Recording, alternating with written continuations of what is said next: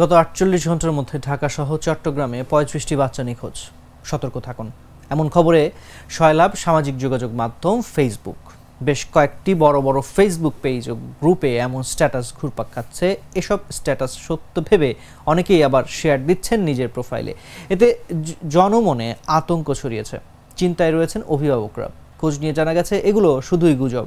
যারা হারিয়েছে তারা ঘন্টা কয়েক বাসায় ছিল না, আবার কোনো শিশু দূরে তাদের বন্ধুদের সঙ্গে খেলতে গিয়েছিল। পুলিশ বলছে, সামাজিক যোগাযোগ মাধ্যম ফেসবুকে গুজবে বিশ্বাস করার কোনো কারণ নেই।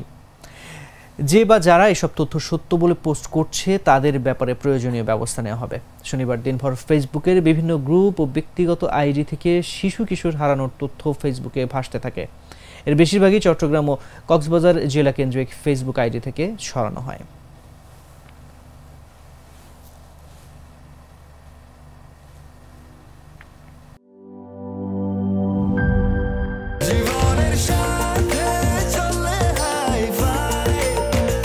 স্বাস্থ্যকর অল টাইম ফ্যামিলি কেক, সব সময় অল টাইম হেলদি লাইফ।